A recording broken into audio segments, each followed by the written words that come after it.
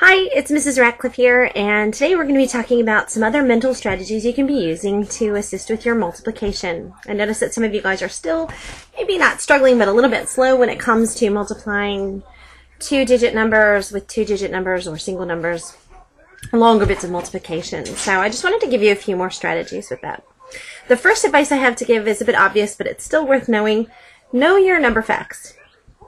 If you are still struggling with particular areas of the multiplication table, times tables, you know, if you're there in class and you're like, oh, what is 8 times 8? Oh, I can't remember. What is 9 times 7?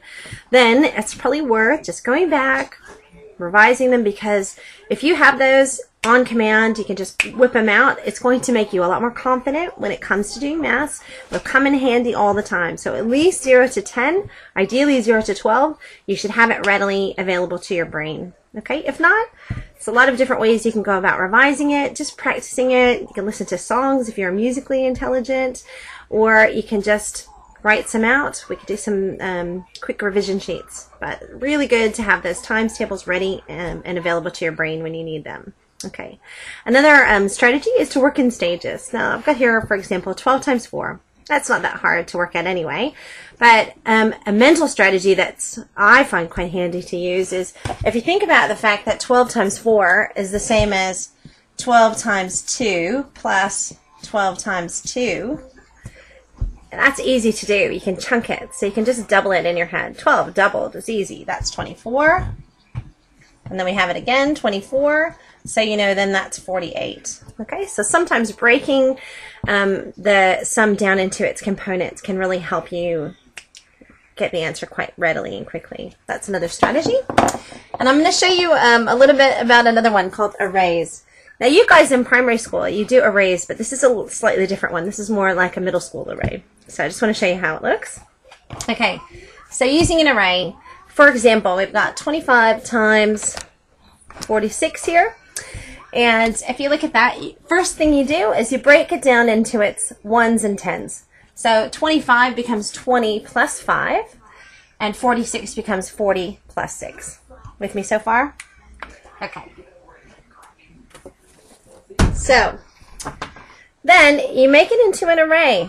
Okay? And what you're doing is you're putting your grid there, and you've got your tens together. So you've got 40 plus 6, that's your 46. In the other direction, you've got 25, which is 20 plus 5. Okay, and then you multiply these. So 20 times 40, well, that's pretty easy. That's 800. 6 times 20, that's easy. That's 120. 40 times 5 is pretty straightforward. 200. And 6 times 5, well, that's 30. Well, that's pretty easy, isn't it? Pretty easy to work out. Now, if you add these this way, you'll get 800 plus 200. That's 1,000. 120 plus 30. Add that together, that's 150. And then if you add the sum of those, you get 1,150. That's the correct answer. So for some of you guys, this is going to be a much more effective strategy than the one that you were taught with just the multiplication and adding up above and carrying it in rows. You might find that this works so much better for you. I encourage you to have a crack at it. I encourage you to try this method, okay? It's quite an effective method. So we're going to do one more example of this middle school type array, a bigger kid array. Okay, so first thing we've got to do is we're breaking it down into our tens and our ones. So we've got 70 plus 6 times 40 plus 5. Okay, so let's do that here. We've got our 40 and our 5. We've got our 70 and our 6. Well, that's easy. 7 times 4 is 28. And how many zeros have we got? 1, 2. So we put the zeros there.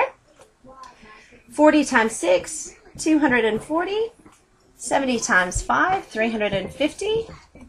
6 times 5 is 30. And we're just going to add across and then add down. So we've got 28, 29, 30, 31. Okay. And across 270. And then we just add down 12, 2, 3, 4, 34, 20. Okay? And that's how we can use this larger version of arrays to work out double digit, and you can use it for triple digit multiplication. I hope these strategies have assisted you, and good luck.